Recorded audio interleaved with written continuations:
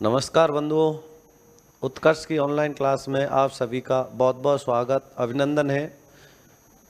जैसे कि पिछली कक्षा में हमने पढ़ा था हिंदी भाषा एवं व्याकरण का सामान्य परिचय। हिंदी भाषा एवं व्याकरण का सामान्य परिचय चल रहा था।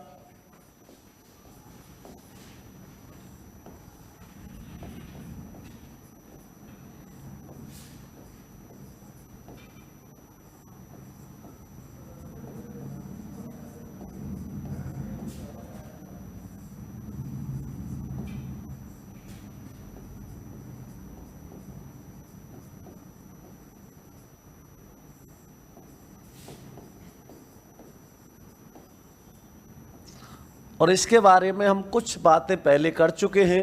हिंदी क्या है, कहाँ से आया, कैसे आया, हिंदी शब्द की उत्पत्ति कहाँ से हुई है, पारसी या ईरानी भाषा के शब्द से। हिंदी की उत्पत्ति किससे हुई है, सभी भाषाओं की जननी संस्कृत से पाली से प्राकृत से अपभ्रंश और अपभ्रंश का एक भाग है सौरसेनी से निर्माण हुआ है हिंदी का। ये सारी बातें हम पिछली कक्षा में कर चुके थे। अब हमें जो महत्वपूर्ण बात करनी है वो करनी है, हिंदी और भाषा दोनों की हम बातें कर चुके थे। हिंदी भाषा दिवस के बारे में भी हम जानकारी कर चुके थे। अब ये भाषा शब्द की उत्पत्ति संस्कृत की भाष धातु से हुई है, जिसका अर्थ होता है प्रकट करना। मनुष्य क्या प्रकट करता है, मन के भाव या विचार। तो मन के भावों या विचारों को प्रकट करने के लिए हम जिस माध्यम का प्रयोग करते हैं उसे क्या कहते हैं, भाषा। भाषा के 3 माध्यम होते हैं, एक तो मौखिक, एक लिखित और एक सांकेतिक। अब इसके अलावा मैंने बताया था कि भाषा के 4 कौशल होते हैं, सुनना, बोलना, पढ़ना, लिखना। इससे संबंधित हम कुछ महत्वपूर्ण बातें भी कर चुके थे कि 8वीं अनुसूची में जो कौन कौन सी भाषाएं जोड़ी गई थी। इस प्रकार हम बहुत सारी बातें पहले कर चुके थे। तो हिंदी और भाषा से संबंधित हम बहुत सारी बातें कर चुके हैं। अब हम इसके आगे बात करेंगे तो ध्यान से समझना, ठीक है ना। तो यहाँ तक हम पहले पढ़ चुके हैं, अब इसके आगे पढ़ना है तो ध्यान देना और ध्यान से समझना, ठीक है ना। तो देखिए, भाषा के विविध रूप होते हैं। तो हिंदी भाषा के बारे में सामान्य जानकारी हम कर चुके थे। जो भाषा के रूप होते हैं वो विविध रूप होते हैं। तो लिखिए भाषा के विविध रूप। भाषा के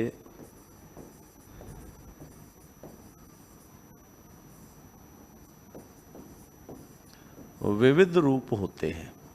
और भाषा के विविध रूपों में जैसे एक होती है बोली, एक होती है उपबोली, एक होती है क्षेत्रीय बोली, एक होती है भाषा, एक होती है उपभाषा, एक होती है विभाषा, एक होती है मातृभाषा, एक है राजभाषा, राष्ट्रभाषा। ये सब के बारे में हमें छोटी छोटी सी बातें समझनी है, जानकारी करनी है कि ये भाषा क्या है, बोली क्या है, उपभाषा क्या है, विभाषा क्या है, क्षेत्रीय भाषा क्या है। इन सब बातों को हम अभी करेंगे। जैसे मूल भाषा, ठीक है ना। तो ये सारी बातें करेंगे। तो सबसे पहले हम शुरुआत करते हैं बोली से। तो देखिए, एक छोटा सा उदाहरण दे रहा हूं मैं, ध्यान से समझना।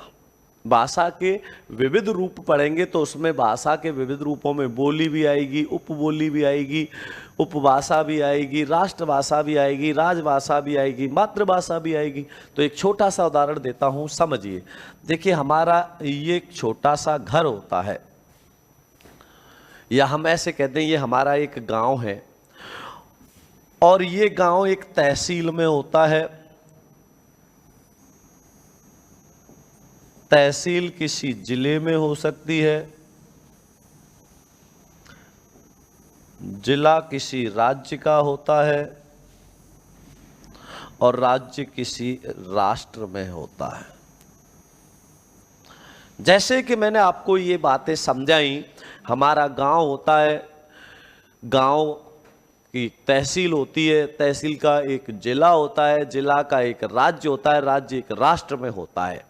जैसे हमने ये बातें करी, यही बातें अब हम भाषा पर दोहराएंगे। भाषा पे कैसे, एक बहुत ही हमारे जो गांव में, गांव विशेष में जो बोली जाती है वो क्या होती है, मातृभाषा। मातृभाषा का जो क्षेत्र होता है वो बहुत ही सीमित होता है।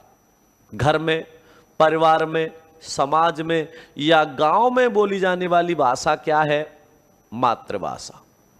गांव में, समाज में, परिवार में, घर में, इनमें बोली जाने वाली भाषा क्या होती है? मातृभाषा होती है। और जब इस मातृभाषा का रूप थोड़ा सा बढ़ जाता है, क्षेत्र थोड़ा सा बढ़ जाता है, तो क्षेत्र विशेष में बोली जाने वाली होती है बोली। छोटे क्षेत्र में बोली जाने वाली होती है बोली। अब उस बोली का थोड़ा सा भाग बढ़ जाता है तो वो किस में आ जाती है? उपभाषा में। वो किस में आ जाती है? उपभाषा में।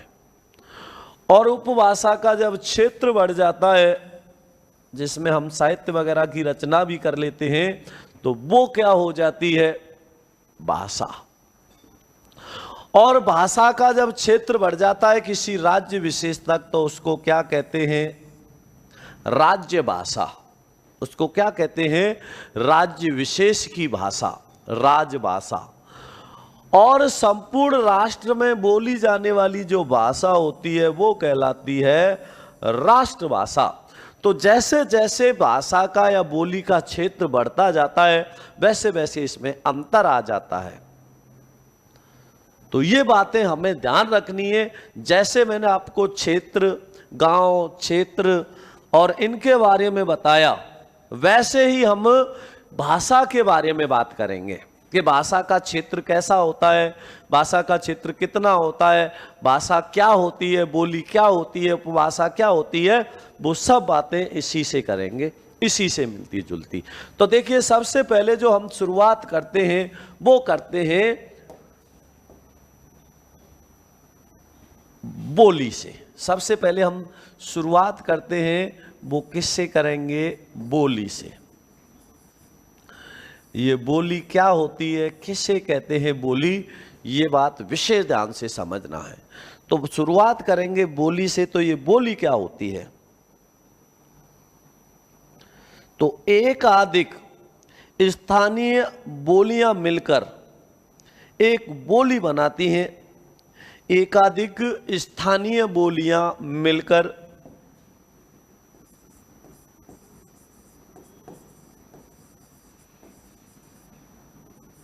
एकाधिक स्थानीय बोलियां मिलकर, या अर्थात ऐसे कहते सकते हैं, एक क्षेत्र विशेष में बोली जाने वाली बोली बोली कहलाती है। एक क्षेत्र विशेष में, ठीक है ना। तो इसको जब ज्यादा सुविधा के अनुसार समझेंगे तो इसको ऐसे लिख सकते हैं, एक क्षेत्र विशेष में, एक क्षेत्र विशेष में, एक क्षेत्र विशेष में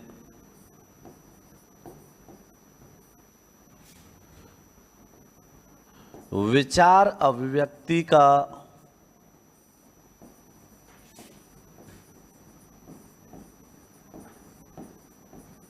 एक क्षेत्र विशेष में विचार अभिव्यक्ति का जो माध्यम होता है, जो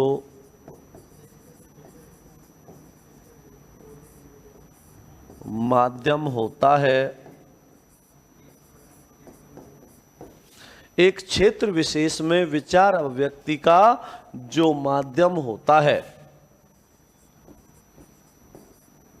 उसे बोली कहते हैं। उसे बोली कहते हैं। बोली का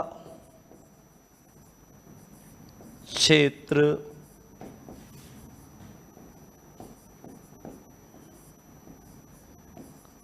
बहुत सीमित होता है। बोली का क्षेत्र बहुत ही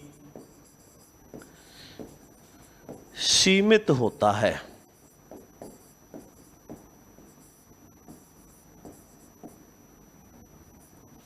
जैसे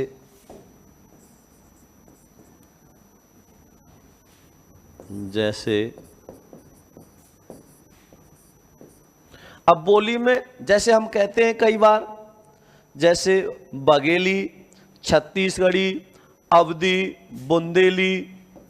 तो इसमें जैसे बघेली,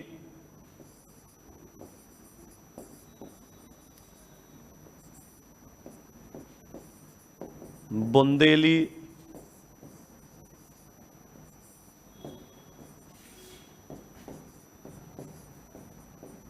छत्तीसगढ़ी, ये क्या है? बोली है। ये क्या है? बोली है, जिनका क्षेत्र क्या होता है? सीमित होता है। ठीक है ना? इनका क्षेत्र क्या होता है? सीमित होता है। ठीक है ना? लेकिन एक होती है उपबोली। तो जो जैसे मैंने कहा अवधि, तो अवधि क्या है? बोली है। अवध क्षेत्र में बोली जाने वाली बोली है अवधि।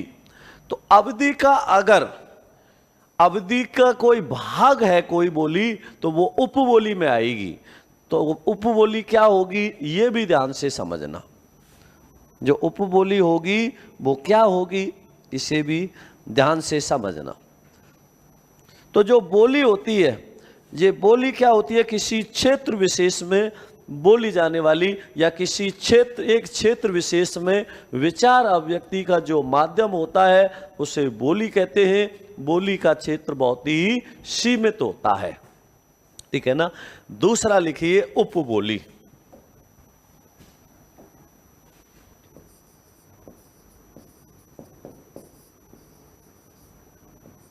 दूसरा लिखिए उपबोली। अब उपबोली क्या होती है इसे समझिए। जैसे हमारी बोली है अवधि, और अवधि में से अवधि का जो भाग है वो ज्यादा होगा बजाय पश्चिमी के। तो इसमें जो हमें ध्यान रखना है, अवधि की जो कोई क्षेत्र विशेष में बोली जाने वाली कोई बोली होगी तो वह उपबोली में आएगी। अवधि के क्षेत्र विशेष में जो बोली जाने वाली बोली होगी वो उसकी क्या कहलाएगी? उपबोली होगी। ठीक है ना? तो एक से अधिक स्थानीय बोलियां मिलकर एक उपबोली बनाती हैं। एकाधिक स्थानीय बोलियां मिलकर, एकाधिक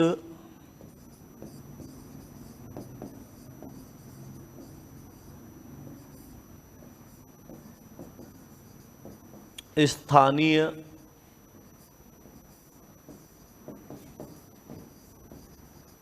बोलियां मिलकर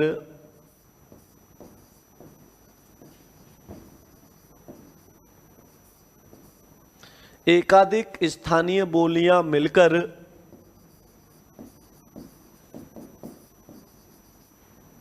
उपबोली का निर्माण करती हैं।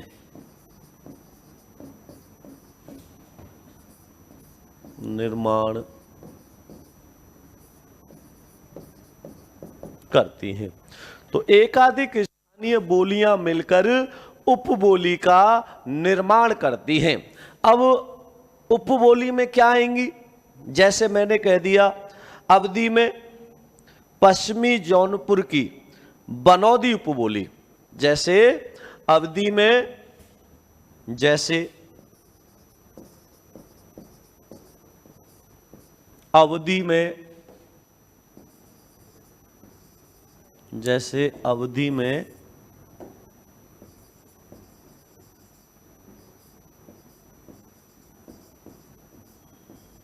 पश्चिमी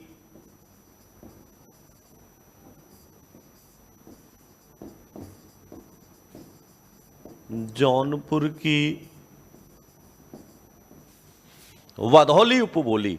तो अवधि में पश्चिमी जौनपुर की, जो पश्चिमी जौनपुर में, अब जौनपुर तो पूरा है, अब जौनपुर के भी एक भाग विशेष में, कौन से भाग में? पश्चिमी जौनपुर में बोली जाने वाली बनौदी। अवधि में पश्चिमी जौनपुर की बनौदी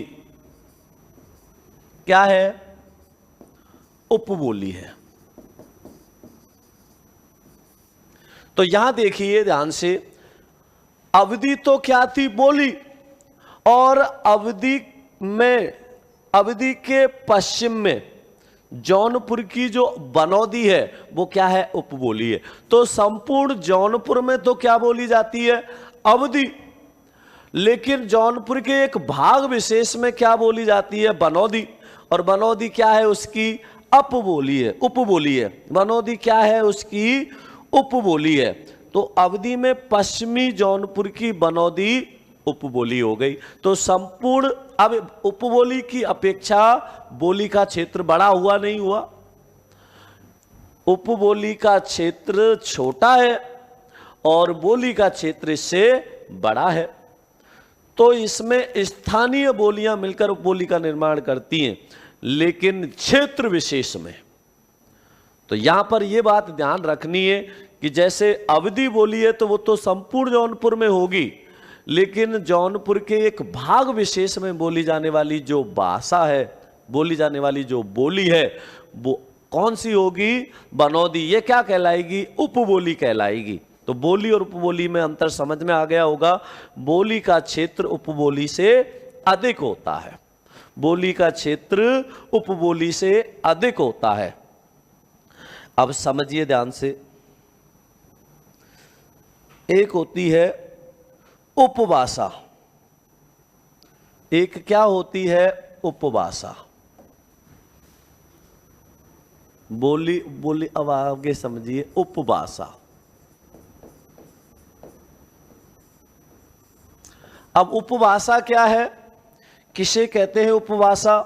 जैसे एक से अधिक स्थानीय बोलियां मिलकर किसका निर्माण करती हैं, एक से अधिक स्थानीय बोलियां मिलकर किसका निर्माण कर रही थी, उपबोली का। एक से अधिक उपबोलियां मिलकर किसका निर्माण कर रही थी, बोलियों का। और एक से अधिक बोलियां मिलकर किसका निर्माण करेंगी, उपभाषा का। तो उपभाषा में क्या आएंगी, एकाधिक बोलियां मिलकर उपभाषा बनाती हैं। एकाधिक बोलियां मिलकर एकाधिक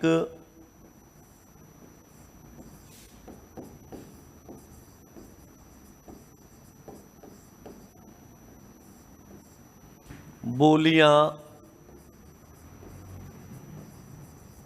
मिलकर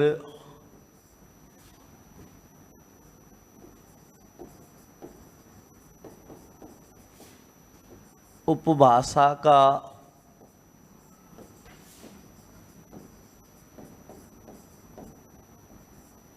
निर्माण करती है। अर्थात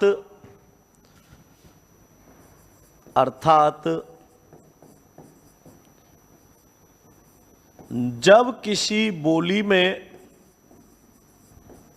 अर्थात जब किसी बोली में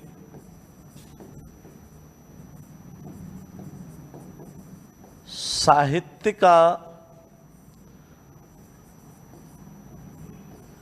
रचना, साहित्य की रचना हो जाती है,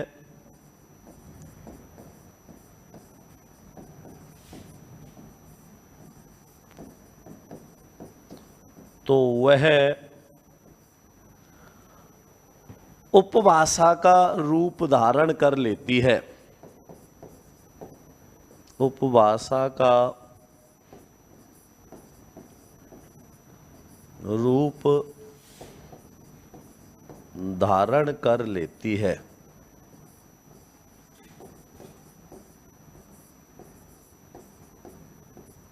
जैसे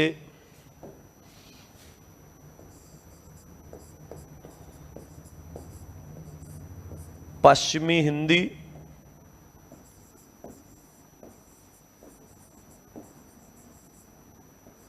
जैसे पश्चिमी हिंदी, पूर्वी हिंदी,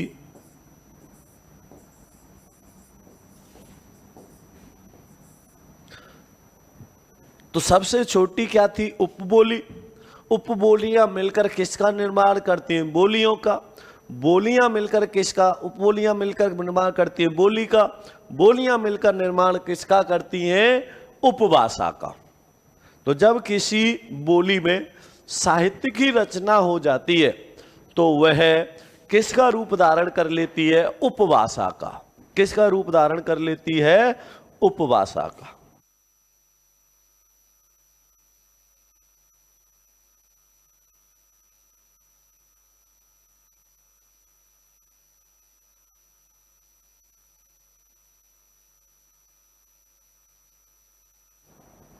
तो ये बात समझ में आ गई होगी। अब समझिए आगे, उपभाषा के बाद में भाषा।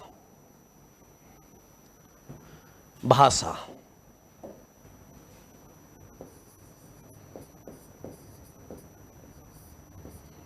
एकाधिक उपभाषाएं मिलकर एकाधिक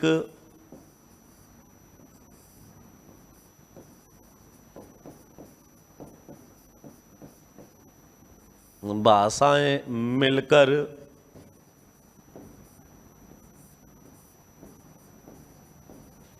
एकाधिक उपभाषाएं, भाषाएं नहीं होगा, भाषाएं तो हम पढ़ ही रहे हैं, भाषा। एकाधिक उपभाषाएं मिलकर एकाधिक उपभाषाएं मिलकर भाषा का निर्माण करती है।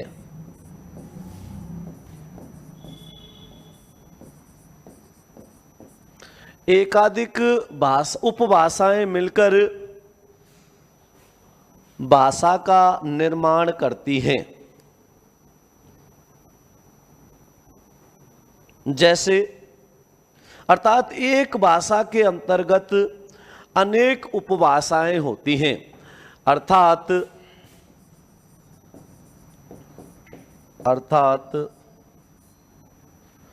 जब दो या दो से अधिक जब दो या दो से अधिक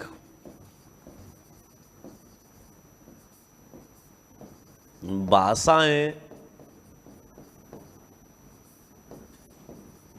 मिलकर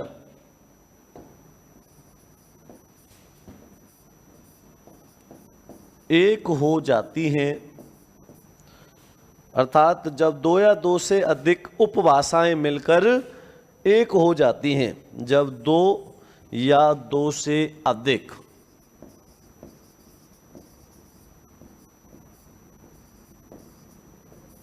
उपभाषाएं मिलकर एक हो जाती हैं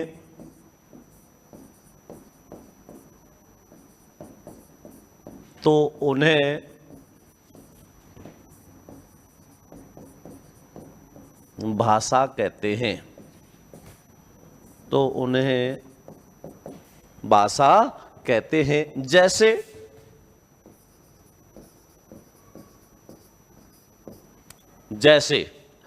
जैसे समझना इसमें,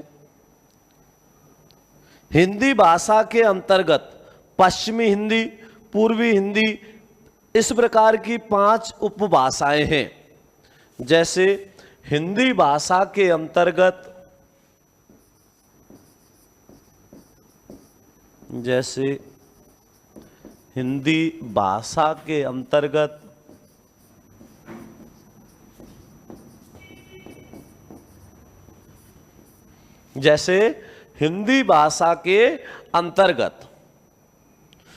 पूर्वी हिंदी, पश्चिमी हिंदी,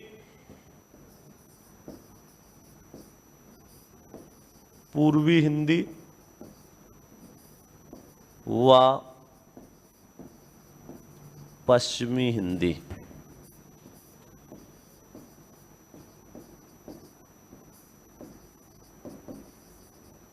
आदि। तो हिंदी भाषा के अंतर्गत पूर्वी हिंदी व पश्चिमी हिंदी आदि। तो इसमें ध्यान रखना है कि एक से अधिक उपभाषाएं मिलकर भाषा का निर्माण करती हैं। अर्थात जब दो या दो से अधिक उपभाषाएं मिलकर एक हो जाती हैं तो उन्हें भाषा कहते हैं, तो उन्हें भाषा कहते हैं। तो देखिए, पूर्वी हिंदी, पश्चिमी हिंदी ये उपभाषाएं, और हिंदी क्या है? एक भाषा है। हिंदी क्या है? एक भाषा है। अब यहां पर देखिए, पश्चिमी हिंदी, पूर्वी हिंदी ये उपभाषा थी, और हिंदी क्या है? एक भाषा है। तो हिंदी के अंतर्गत कौन कौन सी उपभाषा आ गई? पूर्वी हिंदी व पश्चिमी हिंदी। तो जब पूर्वी हिंदी और पश्चिमी हिंदी मिलकर एक हो जाएंगी तो उसे क्या कहेंगे? भाषा कहेंगे। तो उपभाषाओं से मिलकर क्या बनती है? भाषा बनती है। तो ये बात भी समझ में आ गई होगी, भाषा। अब आगे समझिए, एक होती है राष्ट्रभाषा, एक होती है राजभाषा, और एक होती है मातृभाषा। अब इसमें आगे समझिए, यहां तक तो समझ आ गया होगा, उपभाषा, भाषा। अब आगे समझिए इसमें राजभाषा।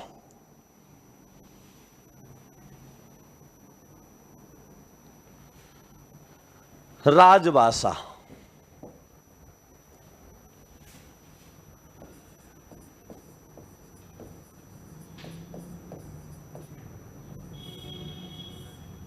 राजभाषा क्या है? किसी राज्य विशेष में, किसी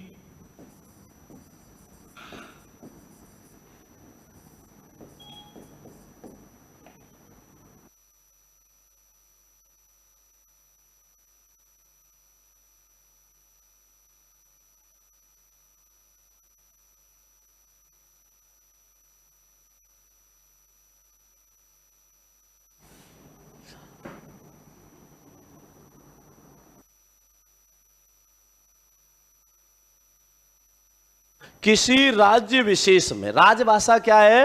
किसी राज्य विशेष में काम काज करने के लिए, किसी राज्य विशेष में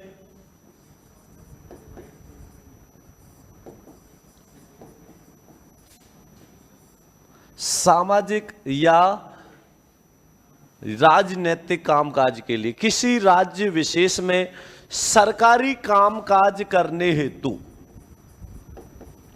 सरकारी कामकाज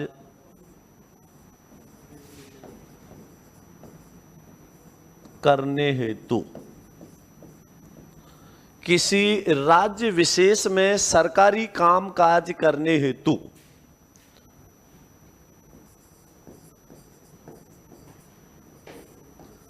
जिस भाषा का प्रयोग किया जाता है, जिस भाषा का प्रयोग किया जाता है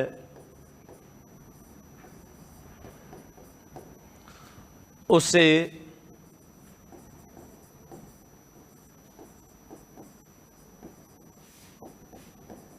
राजभाषा कहते हैं, उसे राजभाषा कहते हैं। तो जो राजभाषा होती है वो किसी राज्य विशेष की होती है, ठीक है ना। तो किसी राज्य द्वारा विचार विनिमय के साधन के रूप में स्वीकृत भाषा को राजभाषा कहते हैं, ठीक है ना। प्रत्येक राज्य की राज्य कार्य चलाने के लिए एक भाषा है, यह राजभाषा कहलाती है। अर्थात किसी राज्य विशेष में सरकारी काम करने हेतु जिस भाषा का प्रयोग किया जाता है उसे क्या कहते हैं? राजभाषा कहते हैं। क्या कहलाती है? राजभाषा कहलाती है। जैसे पंजाब में पंजाबी, गुजरात में गुजराती, राजस्थान में राजस्थानी, तो ये क्या है? राज्य विशेष की भाषा है। तो किसी राज्य विशेष में बोली जाने वाली भाषा। लेकिन ध्यान रखना, हिंदी भी एक राजभाषा है, राष्ट्रभाषा नहीं है।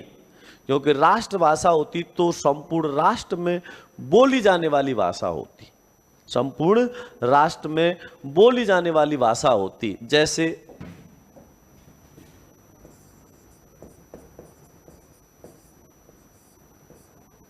जैसे गुजरात में गुजराती,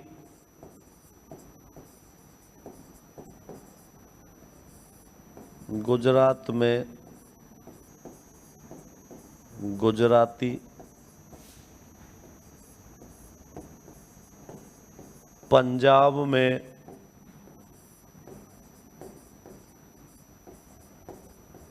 पंजाबी, गुजरात में गुजराती, पंजाब में पंजाबी, बिहार में बिहारी,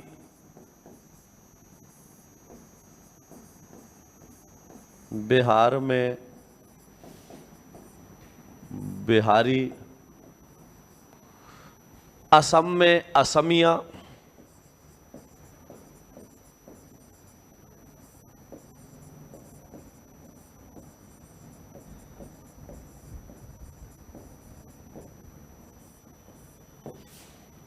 बंगाल में बंगाली, बंगाली या बांग्ला,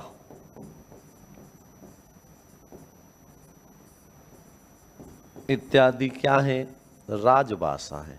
तो किसी राज्य विशेष में बोली जाने वाली भाषा क्या कहलाती है? राजभाषा कहलाती है। तो किसी राज्य विशेष में जो सरकारी कामकाज जिस भाषा में किया जाता है वह क्या कहलाती है? राजभाषा कहलाती है। इसके बाद समझिए आगे ध्यान से, राष्ट्रभाषा।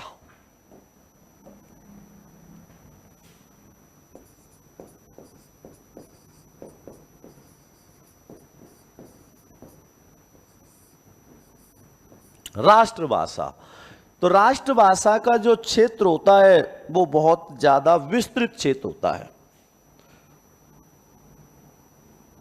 किसी राष्ट्र में सार्वजनिक रूप से प्रयुक्त होने वाली भाषा जिसका प्रयोग संपूर्ण राष्ट्र में किया जाता है। किसी राष्ट्र में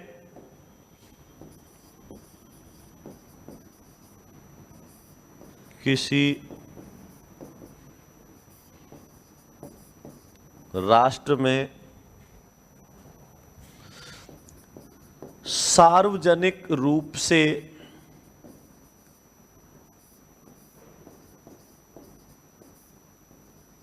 किसी राष्ट्र में सार्वजनिक रूप से प्रयुक्त होने वाली भाषा, सार्वजनिक रूप से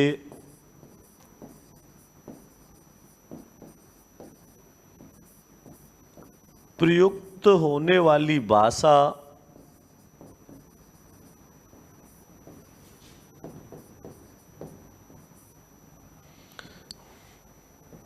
किसी राष्ट्र में सार्वजनिक रूप से प्रयुक्त होने वाली भाषा जिसका प्रयोग संपूर्ण राष्ट्र में किया जाता है, जिसका प्रयोग संपूर्ण राष्ट्र में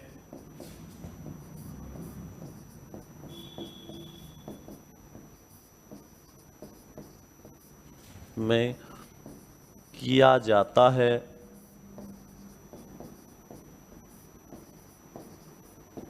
अर्थात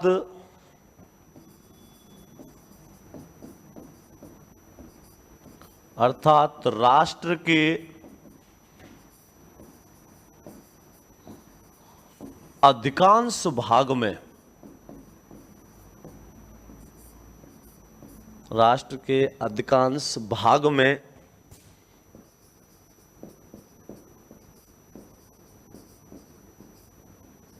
प्रयोग की जाने वाली भाषा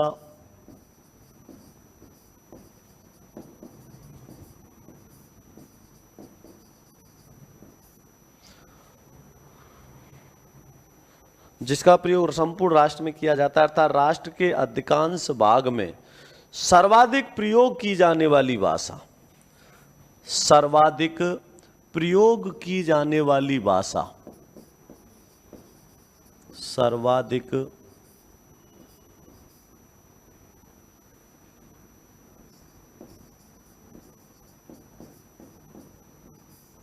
प्रयोग की जाने वाली भाषा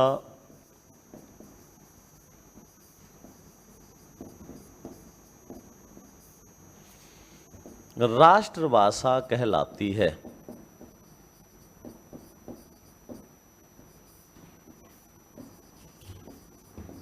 राष्ट्रभाषा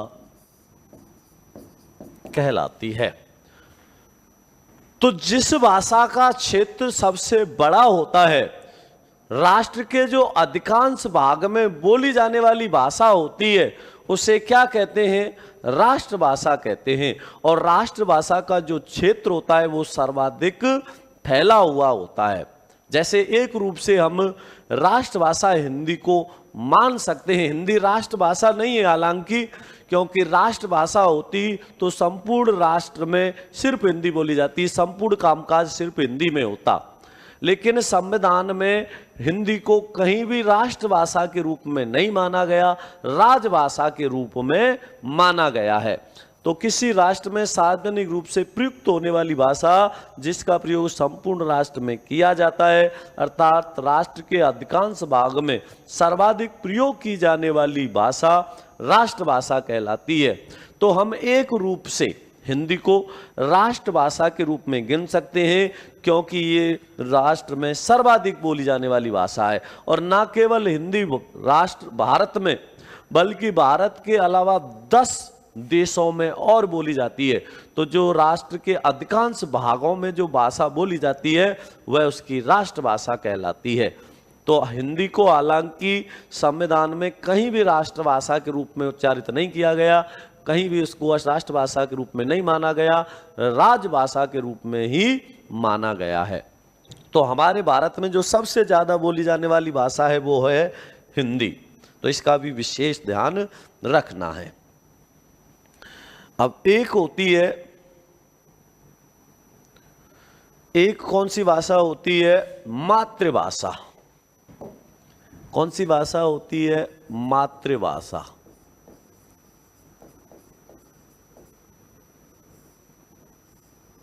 मातृभाषा। मातृभाषा क्या होती है?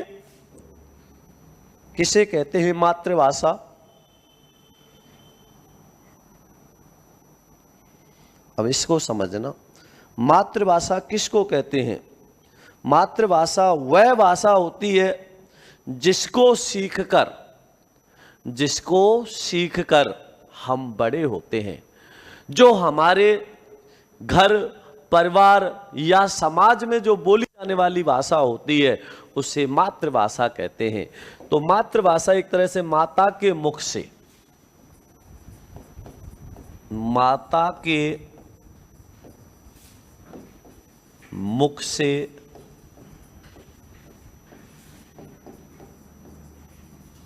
बोली जाने वाली भाषा मातृभाषा कहलाती है।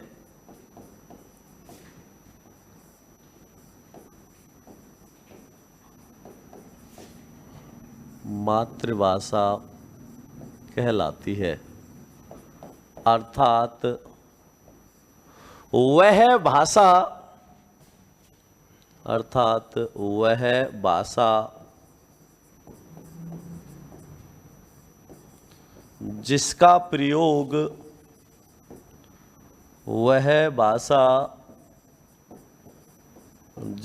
प्रयोग घर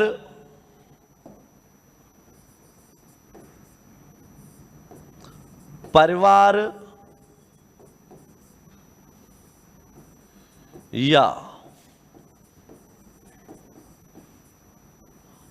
समाज में किया जाता है,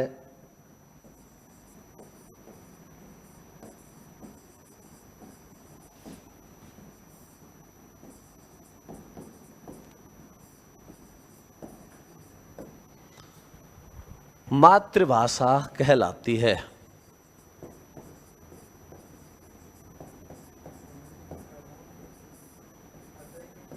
मातृभाषा कहलाती है। मातृभाषा कहलाती है। अब एक भाषा होती है राजनयिक भाषा। राजनयिक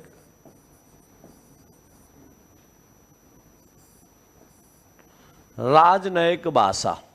अब राजनयिक भाषा क्या होती है, इसका भी ध्यान रखना। राजनयिक भाषा, राजनयिक भाषा क्या होती है, किसे कहते हैं राजनयिक भाषा?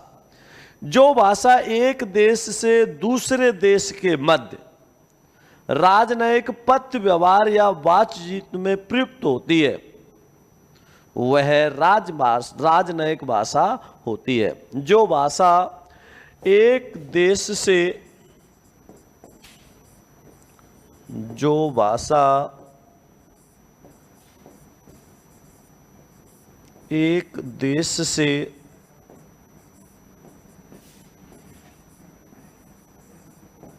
दूसरे देश के मध्य, एक देश से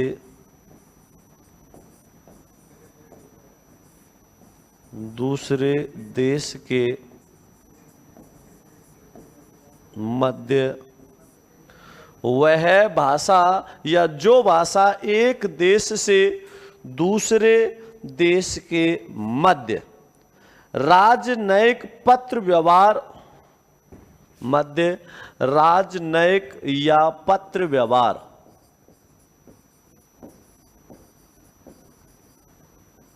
राजनयिक या पत्र व्यवहार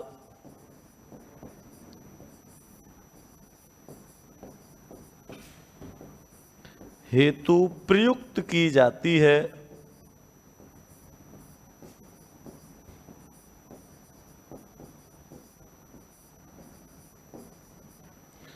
जो भाषा एक देश से दूसरे देश के मध्य राजनयिक या पत्र व्यवहार हेतु प्रयोग की जाती है, पत्र व्यवहार हेतु प्रयोग की जाती है,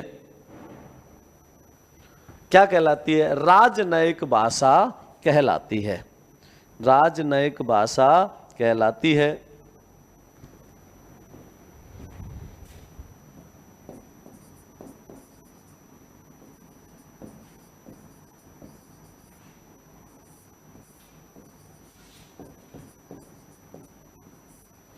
राजनयिक भाषा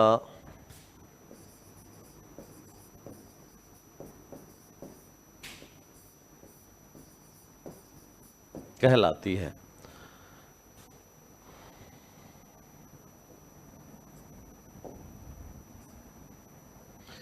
राजनयिक भाषा का, राजनयिक विशेष करके लिख सकते हैं इस बात को हम, विशेष। जो राजनयिक भाषा होती है वह अत्यंत शिष्ट तथा औपचारिक होती है। राजनयिक भाषा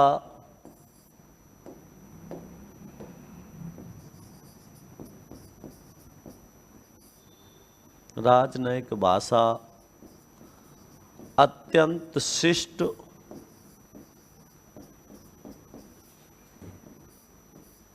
और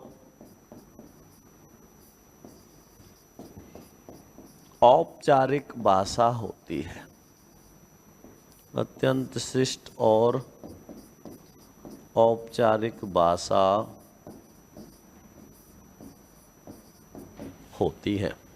तो ये होती है राजनयिक।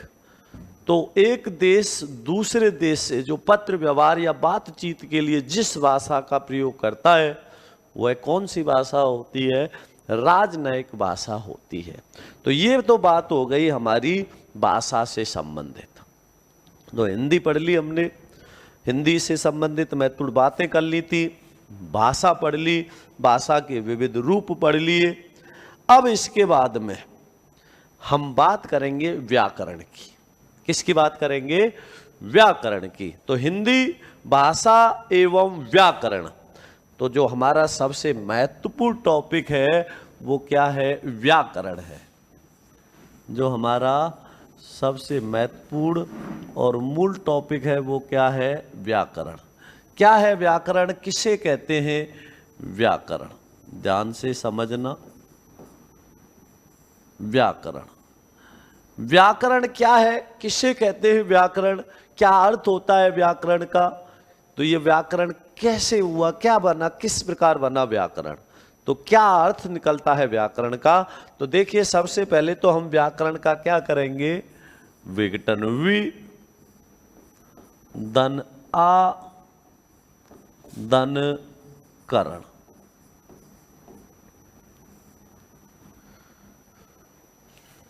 वि धन आ धन करण के मिलने से किसका निर्माण होता है, व्याकरण का।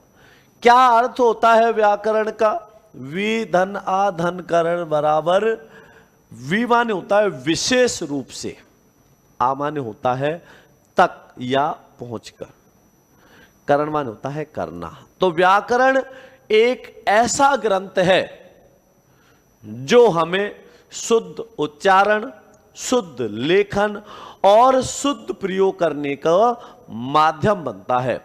तो व्याकरण का जो अर्थ होता है वो होता है भली भांति समझना, भली भांति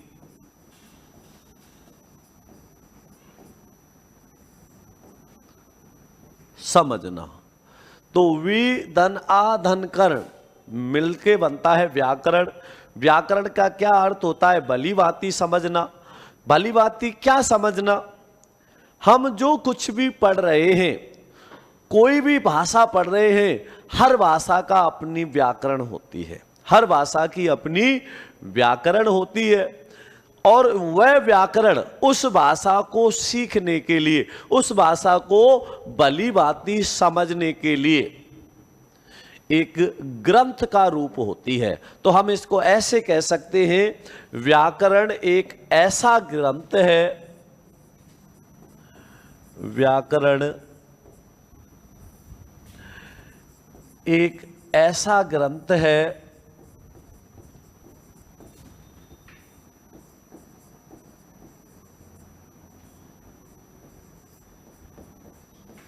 जो किसी भाषा को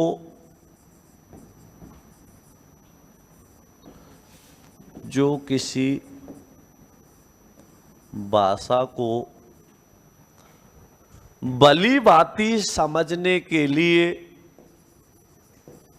जो किसी भाषा को भली भांति समझने के लिए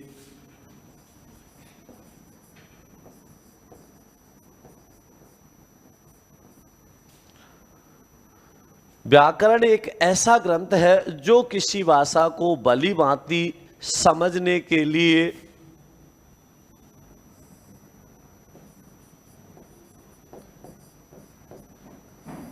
प्रयोग किया जाता है, प्रयोग किया जाता है। अर्थात, अब एक परिभाषा और समझिए, अर्थात व्याकरण एक ऐसा ग्रंथ है, अर्थात व्याकरण एक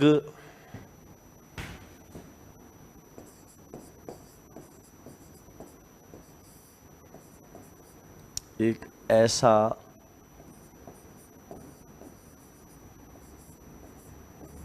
ग्रंथ है जो हमें शुद्ध उच्चारण, जो हमें शुद्ध उच्चारण, शुद्ध लेखन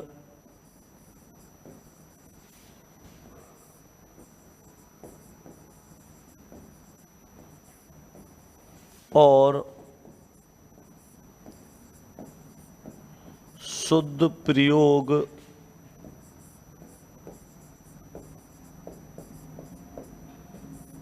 व्याकरण एक ऐसा ग्रंथ है जो हमें शुद्ध उच्चारण, शुद्ध लेखन और शुद्ध प्रयोग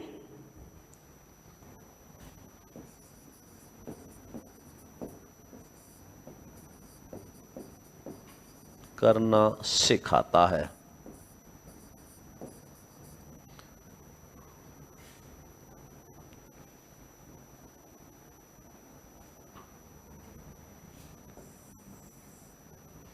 जो किसी भाषा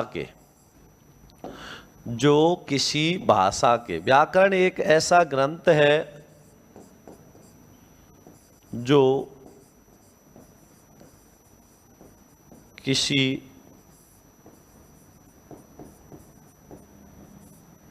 भाषा को शुद्ध उच्चारण, जो किसी भाषा को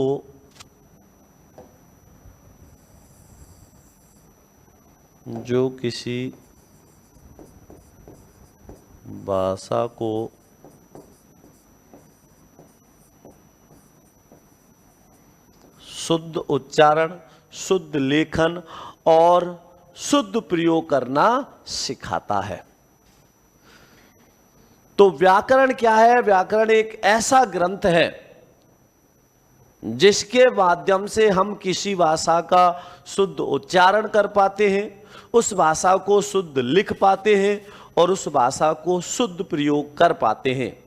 तो कह सकते हैं कि व्याकरण वह ग्रंथ है जो हमें किसी भाषा को भली भांति समझने का माध्यम बनता है, जिसके माध्यम से हम शुद्ध लिखना, शुद्ध बोलना, शुद्ध उच्चारण करना सीखते हैं, शुद्ध प्रयोग करना सीखते हैं। हर भाषा का अपना कोई ना कोई व्याकरण होता है, हर भाषा की अपनी व्याकरण होती है, जिसके माध्यम से वह भाषा और अधिक प्रभावशाली और परमार्जित बनती है। तो ये तो बात हुई व्याकरण की परिभाषा की, व्याकरण की परिभाषा की। अब इसमें बहुत सारी बातें आती हैं व्याकरण में। तो व्याकरण के जो मुख्य अंग होते हैं, व्याकरण के जो मुख्य अंग होते हैं, व्याकरण के कौन कौन से भाग होते हैं, ये सारी बातें भी हम करेंगे। तो व्याकरण के जो मूल रूप से, व्याकरण के जो मूल रूप से है, या किसी भी व्याकरण को जो मूल रूप से बांटा जाता है, वह 3 भागों में बांटा जाता है। तो किसी भी व्याकरण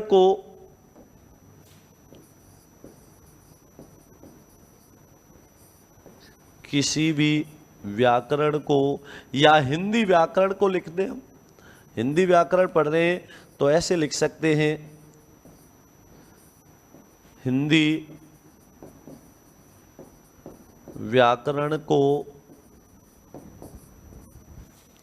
3 भागों में बांटकर पढ़ा जाता है। हिंदी व्याकरण को 3 भागों में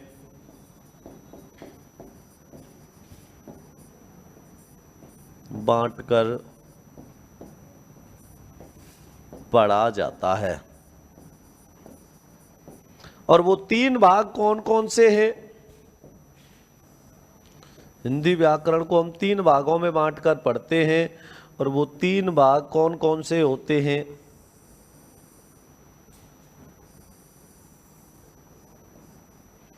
एक तो होता है वर्ण विचार,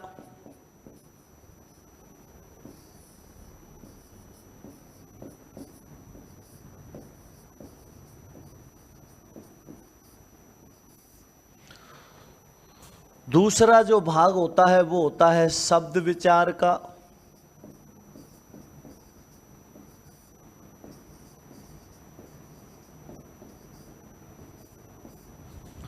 और जो तीसरा भाग होता है वो होता है वाक्य विचार का।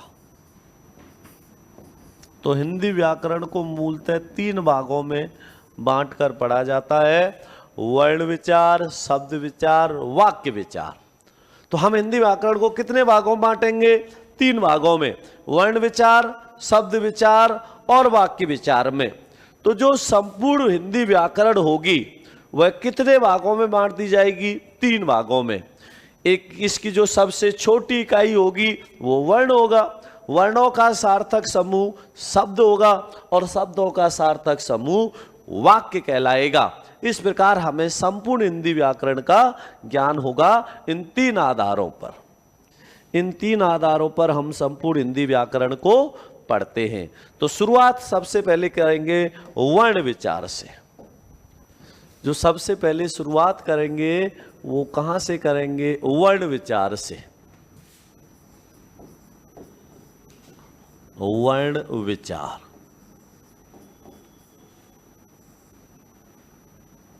वर्ण विचार क्या होता है? वर्ण विचार किसे कहते हैं?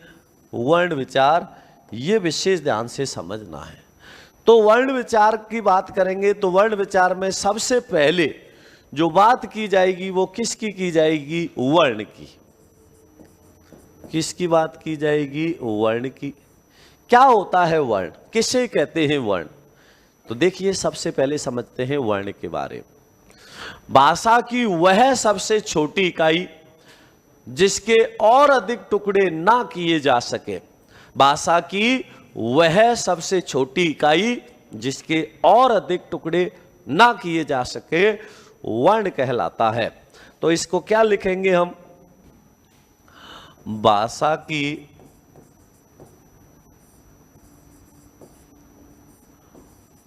वह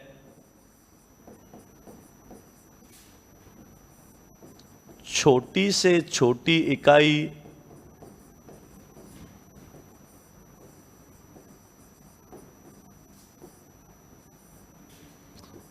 जिसके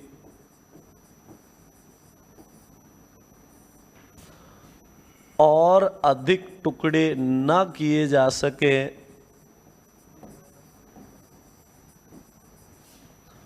भाषा की वह सबसे छोटी इकाई। भाषा की वह छोटी से छोटी इकाई जिसके और अधिक टुकड़े ना किए जा सकें। जिसके और अधिक टुकड़े ना किए जा सकें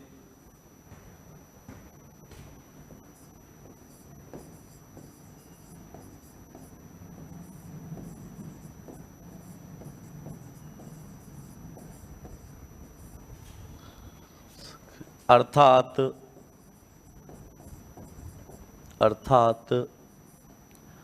लिखित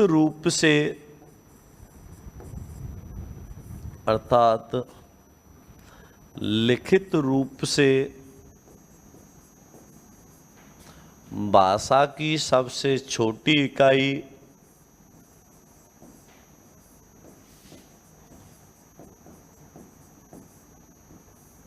लिखित रूप से भाषा की सबसे छोटी इकाई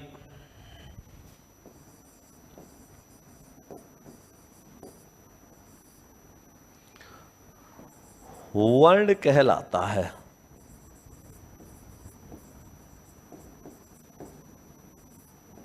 वर्ण कहलाता है। तो भाषा की वह छोटी से छोटी इकाई जिसके और अधिक टुकड़े ना किए जा सके, अर्थात लिखित रूप से भाषा की सबसे छोटी इकाई वर्ण कहलाता है।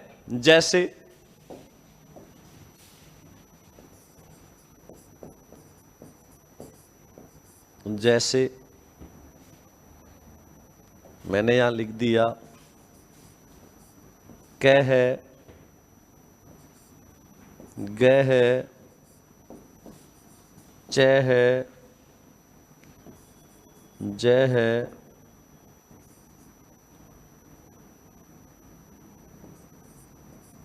ट है, ठ है, त है,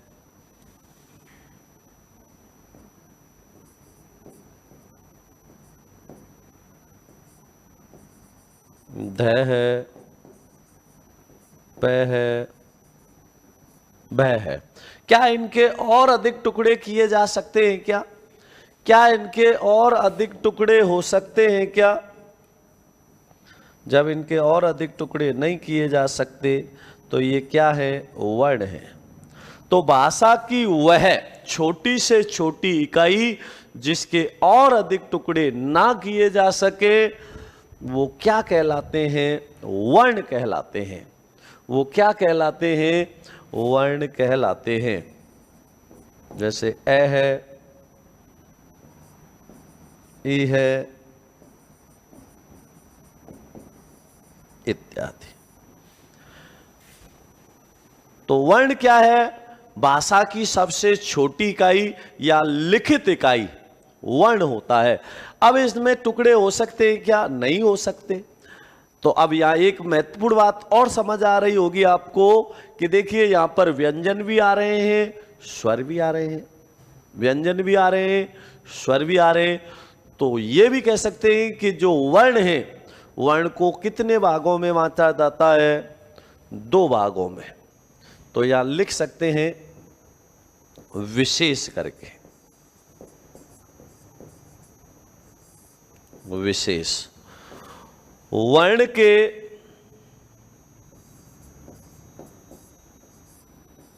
वर्ण के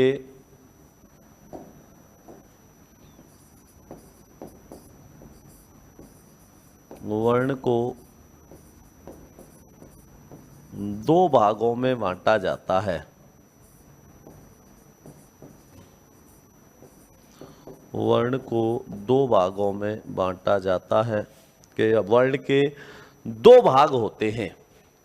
वर्ण को 2 भागों में बांटा जाता है, स्वर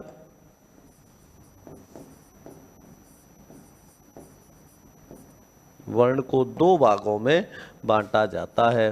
अब 2 भाग कौन कौन से होते हैं? एक तो होता है स्वर,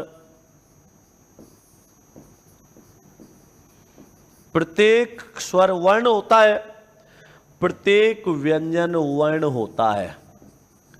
प्रत्येक स्वर वर्ण होता है, प्रत्येक व्यंजन वर्ण होता है। अब यहां एक बात जो ध्यान रखनी है, प्रत्येक स्वर वर्ण हो सकता है, प्रत्येक व्यंजन वर्ण हो सकता है, लेकिन प्रत्येक वर्ण स्वर या व्यंजन नहीं हो सकता। कैसे नहीं हो सकता? जैसे मैंने यहां कह दिया अ, तो अ क्या है? स्वर है या नहीं है? स्वर है। आ वर्ण है या नहीं है? वर्ण है। आ वर्ण है, स्वर है, लेकिन व्यंजन नहीं हो सकता।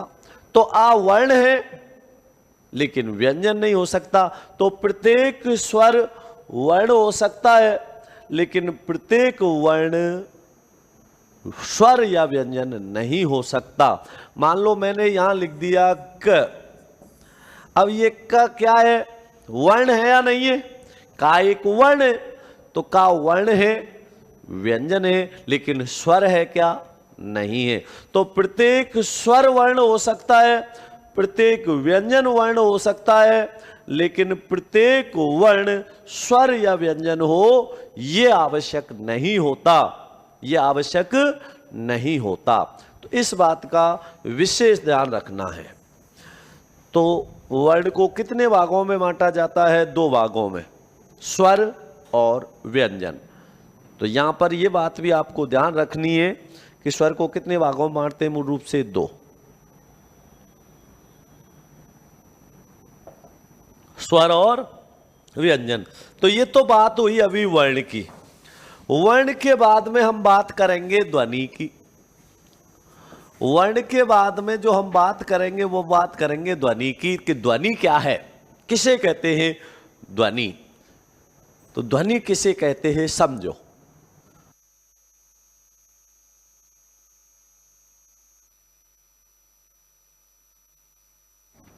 ध्वनि, अभी आपने लिखा था लिखित रूप से भाषा की सबसे छोटी इकाई क्या है? वर्ण। तो वैसे ही मौखिक रूप से,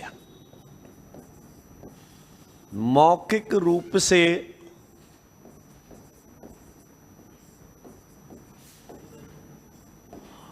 भाषा की, मौखिक रूप से भाषा की सबसे छोटी इकाई, मौखिक रूप से भाषा की सबसे छोटी इकाई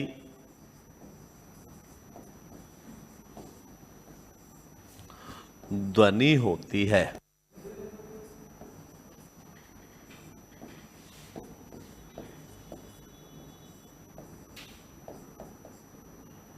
मौखिक रूप से भाषा की सबसे छोटी इकाई ध्वनि होती है। अर्थात जब किसी वर्ण को या जब किसी अक्षर को मौखिक रूप दे दिया जाता है तो वह क्या कहलाती है? ध्वनि कहलाती है।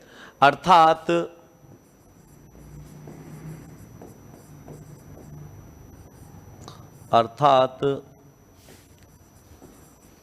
जब किसी अक्षर को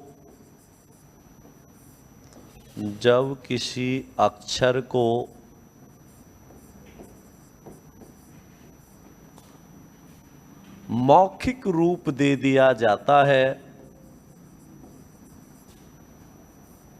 या ऐसे कह सकते हैं जब किसी वर्ण या वर्णों के समूह को, जब किसी वर्ण या वर्णों के समूह को मौखिक रूप दे दिया जाता है तो वह क्या कहलाती है?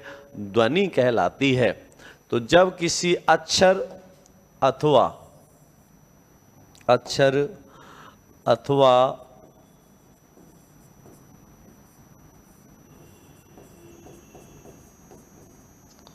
वर्णों के समूह को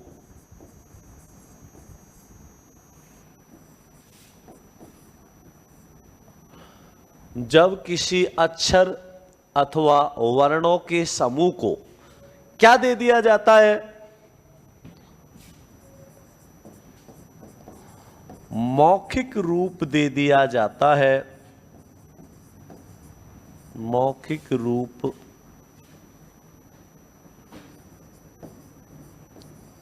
दे दिया जाता है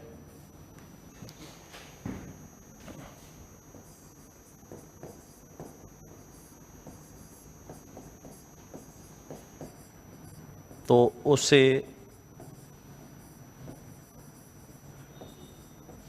ध्वनि कहते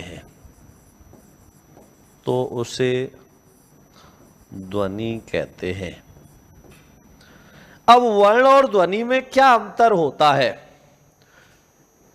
वर्ण लिख दिया, ध्वनि लिख दी। अब वर्ण और ध्वनि में क्या है? जब हम किसी वर्ण को लिख रहे हैं तो वह वर्ण है, जब हम उसको बोल रहे हैं तो वह ध्वनि है। तो सबसे महत्वपूर्ण बात हमें पता होना चाहिए वर्ण और ध्वनि में अंतर।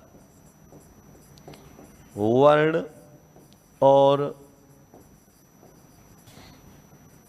ध्वनि में अंतर। वर्ण और ध्वनि में जो अंतर होता है वह क्या अंतर होता है? क्या अंतर है वर्ण और ध्वनि में? ध्यान से समझना। मैंने एक शब्द लिया और वो शब्द क्या ले लिया? जैसे मैंने आपसे कहा शब्द ले लिया मैंने पवन, या कोई भी शब्द ले लो। इसमें मैंने कोई भी एक शब्द ले लिया। मान लो शब्द ले लिया मैंने कमला। क्या शब्द लिया? कमला। या शब्द ले लिया कमल, या कोई भी शब्द ले लेते हैं। शब्द ले लिया मैंने कमला। अब इस कमला शब्द में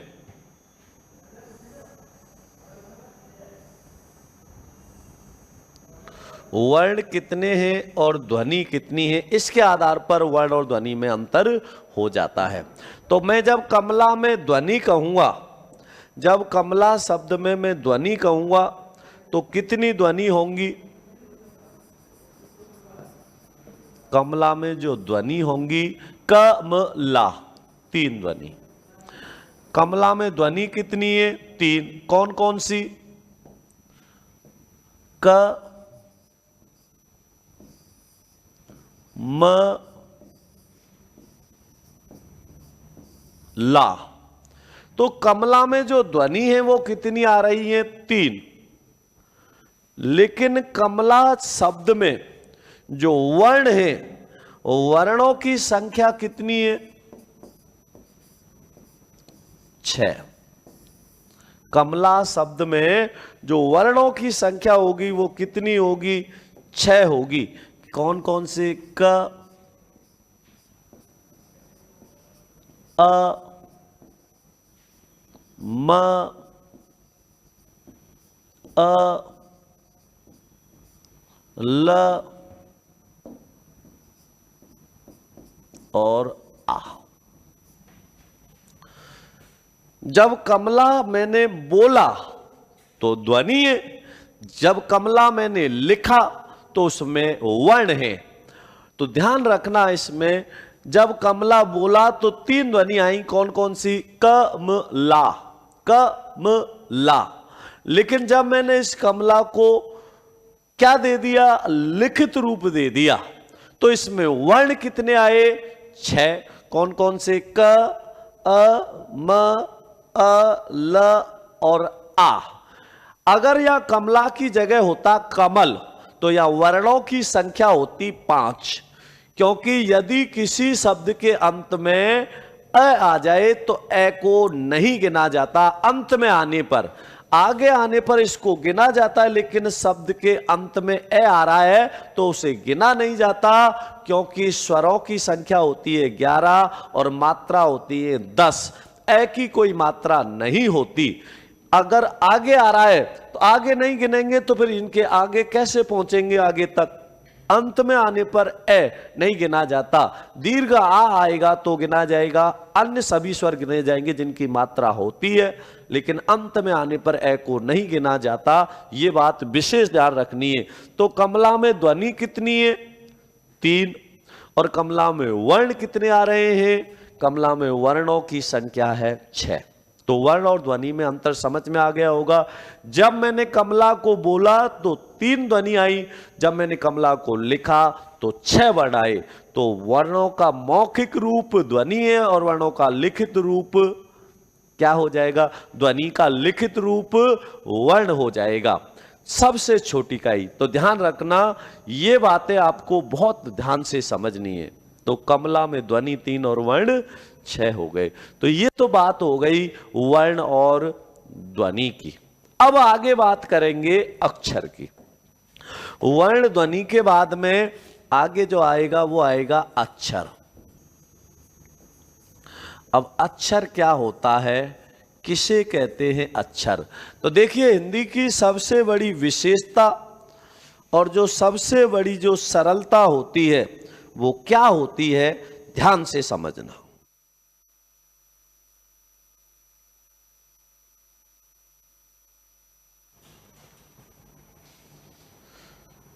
समझिए ध्यान से, क्या अंतर होता है, अक्षर क्या होता है, ठीक है ना?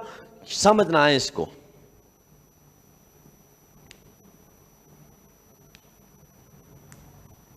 देखिए, अक्षर में मैंने आपको कहा था कि हिंदी की सबसे बड़ी सरलता और सबसे बड़ी विशेषता यह है कि जैसा बोला जाता है वैसा ही लिखा जाता है।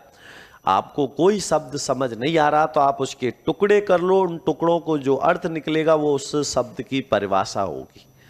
जैसे कि एक एग्जाम्पल अक्षर से ही ले लो।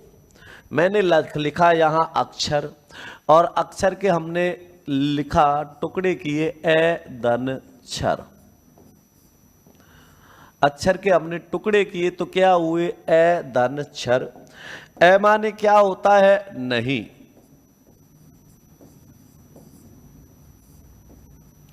और छर माने क्या होता है? नाश।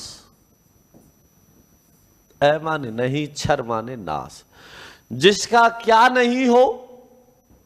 नाश नहीं हो, अर्थात जिसका नाश नहीं हो, अर्थात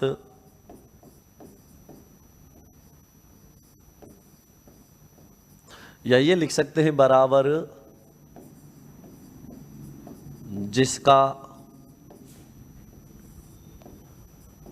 नाश नहीं। और जिसका नाश नहीं हो वो क्या है? अक्षर है। बहुत महत्वपूर्ण बात बता रहा हूं, इसको ध्यान से समझना, क्योंकि बहुत कंफ्यूजन होती है। पेपर में प्रश्न पूछे जाते हैं, कैसे प्रश्न पूछे जाते हैं समझना ध्यान से। देखो, बहुत ही कंफ्यूजन वाले प्रश्न पूछ लिए जाते हैं। हम इतने कंफ्यूज हो जाते हैं कि समझ ही नहीं आता कि ये पूछ क्या रहा है। क्योंकि एक बात को हम कई रूप में पढ़ते हैं। कैसे पढ़ते हैं समझना। आपसे प्रश्न पूछा और प्रश्न आपसे ऐसे पूछ लिया, जैसे प्रश्न पूछ लिया आपसे पा है। अब प्रश्न पूछा है कि पा है, विकल्प पहला दे दिया वर्ण, विकल्प दूसरा दे दिया ध्वनि, विकल्प तीसरा दे दिया अक्षर और विकल्प चौथा दे दिया व्यंजन। अब यहां पे आप कंफ्यूज हो गए बहुत ज्यादा, और कंफ्यूज होना वाजिब भी है, क्योंकि लिखी ऐसे दिए कि पा है। अब पा के बारे में तो ये सारी बातें आ रही हैं। क्या पा वर्ण नहीं है? क्या पा ध्वनि नहीं है? क्योंकि देखिए प्रत्येक व्यंजन वर्ण भी है, प्रत्येक वर्ण व्यंजन है, प्रत्येक वर्ण व्यंजन है तो व्यंजन वर्ण होते हैं, वर्ण व्यंजन है। तो पा वर्ण भी है, पा ध्वनि भी है, अब पा अक्षर भी है, एक ही झटके में बोल रहा है, और पा व्यंजन भी है। तो चारों बातें हो रही हैं यहां। तो पूछा है पा है, तो पै को आप वर्ण भी में पढ़ोगे, वर्ण में भी पढ़ रहे हो, अक्षर में भी पढ़ रहे हो, ध्वनि में भी पढ़ रहे हो और व्यंजन में भी पढ़ रहे हो। अब दिक्कत यह आती है कि अब इसको रखें किस में, आप इसका उत्तर क्या दें, सही उत्तर इसका क्या होगा, यह बात समझना जरूरी है। तो यहां पर पा क्या है, किस में रखा जाएगा इस पै को? इस पै को रखा जाएगा व्यंजन में। किस में रखा जाएगा? व्यंजन में। क्यों लिखा जाएगा, क्यों रखेंगे इसको व्यंजन में? क्योंकि स्वरों के सहयोग से उच्चारित होने वाली ध्वनियां व्यंजन कहलाती हैं। अब प किससे मिलके बन रहा है? प और आ से मिलकर। तो स्वरों के सहयोग से उच्चारित होने वाली ध्वनियां क्या कहलाती हैं? व्यंजन कहलाती हैं। इसलिए प क्या है? व्यंजन है। लेकिन मैं इसको ऐसे लिख देता हलंत करके, और अब आपसे पूछता कि पा है, इसको मैंने हलंत कर दिया, और अब आपसे पूछता कि प है। अब ये प क्या है? वर्ण है, ध्वनि है, अक्षर है या व्यंजन है? अब इसको हलंत कर दिया तो मुख के द्वारा उच्चारित तो वह ध्वनि जिसका नाश नहीं हो अक्षर है, और भाषा की सबसे छोटी इकाई जिसके और अधिक टुकड़े ना हो वह वर्ण है। अब इसका उत्तर क्या होगा? वर्ण होगा। अब इसका उत्तर क्या होगा? वर्ण होगा। इस प्रकार प्रश्न पेपर में पूछे जाते हैं। अब ये वर्ण क्यों हुआ? अब ये वर्ण क्यों हुआ, ये भी कारण समझो।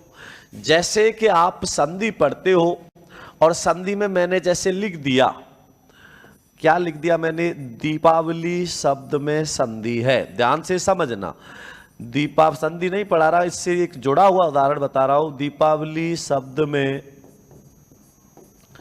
संधि है। अब विकल्प लिख दिए मैंने यहां 4, दीर्घ स्वर संधि, यहां लिख दिए मैंने विकल्प लिख दिए 4 विकल्प कौन कौन से लिख दिए? स्वर, व्यंजन, तीसरा विकल्प लिख दिया विसर्ग, और चौथा विकल्प लिख दिया इनमें से कोई नहीं। इनमें से कोई नहीं। तो अब इसका उत्तर क्या दोगे आप? स्वर संधि। दीप दानवली दीपावली, स्वर दिया। लेकिन मैं यहां पर इनमें से कोई नहीं के स्थान पर लिख देता दीर्घ स्वर संधि। मैं यहां क्या लिख देता? दीर्घ स्वर संधि।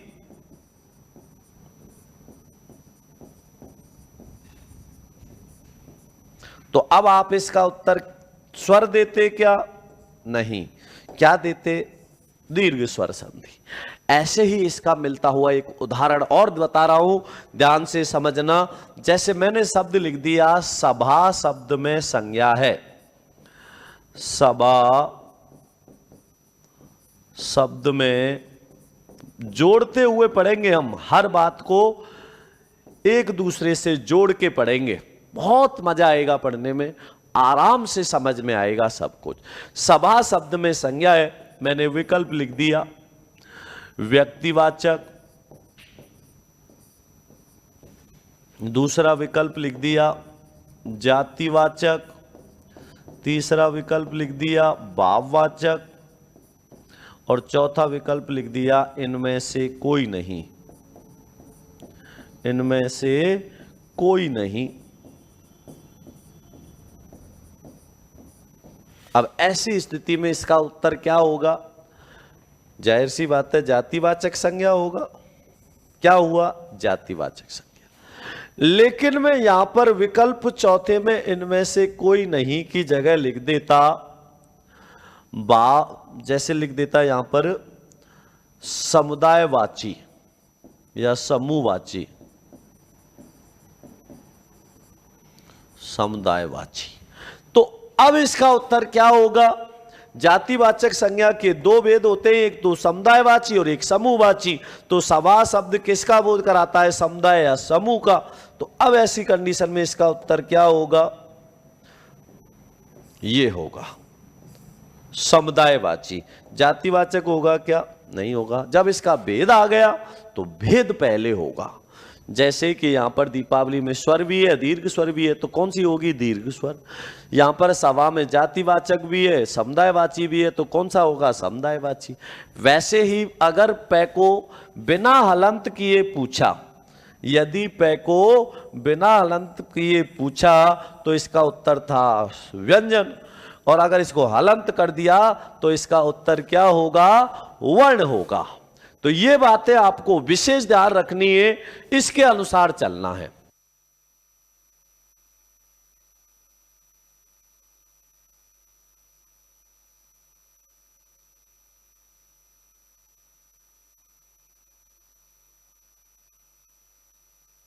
देखिए, तो यहां ध्यान रखना है अक्षर क्या होता है। अक्षर का मतलब होता है जिसका क्या नहीं हो? क्षर नहीं हो, नाश नहीं हो। अर्थात मुख के द्वारा उच्चारित वह ध्वनि जिसका नाश नहीं हो हवा के एक ही प्रवाह में।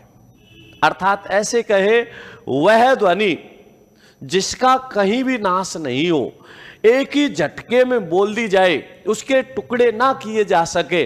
लिख रहा है, ये मैं नहीं कह रहा, ये बात मैं मेरी तरफ से नहीं कह रहा, ये बात खुद अक्षर कह रहा है।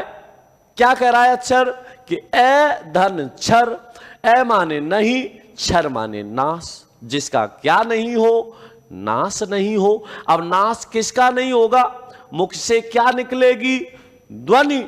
तो ऐसी ध्वनि जो एक ही झटके में बोल दी जाए, उसका कहीं भी नाश ना हो, वह अक्षर है। तो इसको हम क्या कहेंगे? मुख के द्वारा उच्चारित वह ध्वनि। क्या होगी इसकी परिभाषा? मुख के द्वारा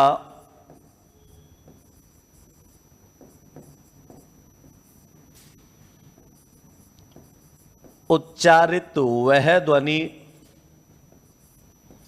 मुख के द्वारा उच्चारित वह ध्वनि जिसका नाश नहीं हो, जिसका नाश नहीं हो,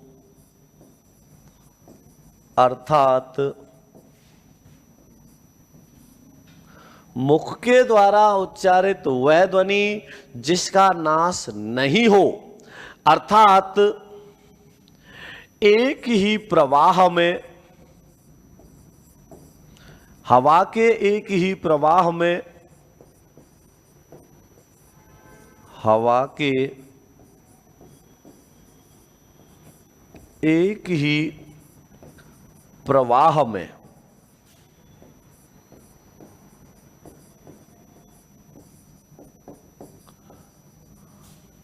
बोली जाने वाली ध्वनियां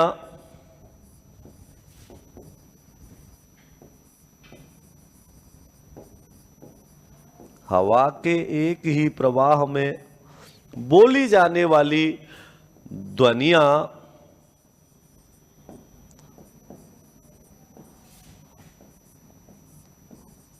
अक्षर कहलाती हैं। हवा की एक ही प्रवाह में बोली जाने वाली ध्वनियां अक्षर कहलाती हैं। जैसे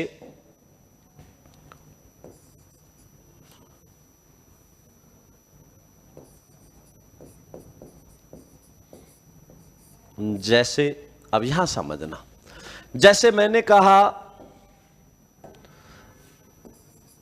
राम, अब ये राम अक्षर नहीं हो सकता, ये एक शब्द है।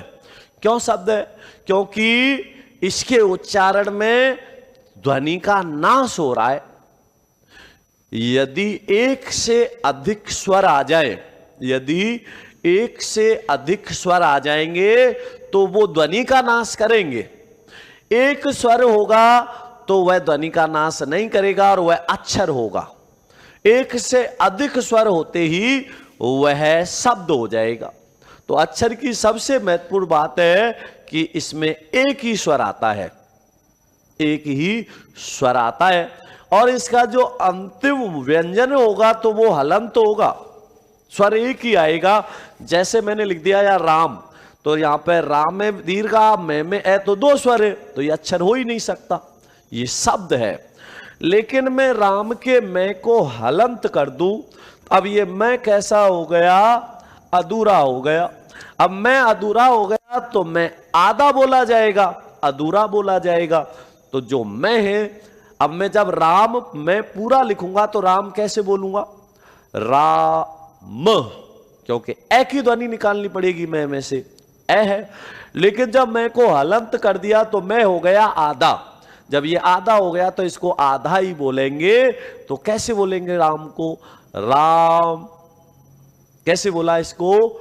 राम। मैं थोड़ा सा बोलना पड़ा क्योंकि अधूरा है, तो आधा बोलेंगे राम। ऐसे ही मैंने लिख दिया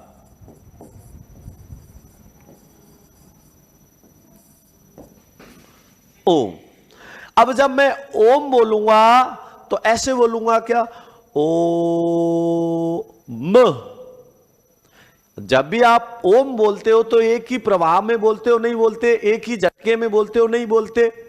क्योंकि ओम एक अक्षर है। एक अक्षर होने के कारण ओम शब्द नहीं है।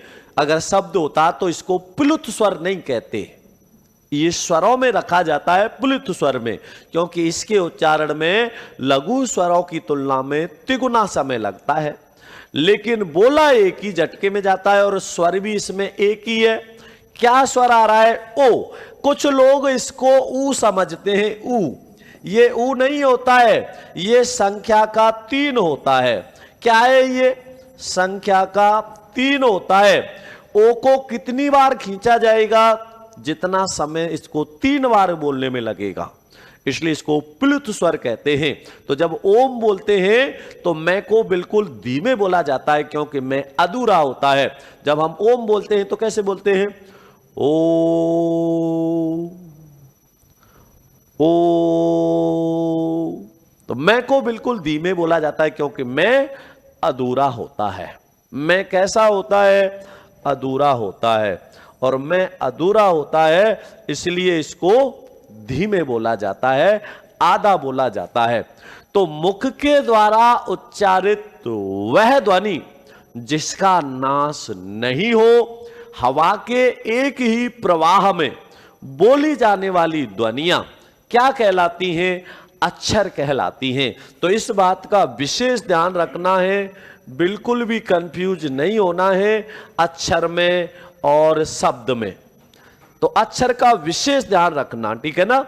तो मुख के द्वारा उच्चारित वह ध्वनि जिसका नाश नहीं हो, हवा के एक ही प्रवाह में बोली जाने वाली ध्वनियां क्या कहलाती हैं? अक्षर कहलाती हैं। समझ आ गया होगा? तो अक्षर का विशेष ध्यान रखना बहुत महत्वपूर्ण है। तो अभी के लिए धन्यवाद, फिर मिलते हैं।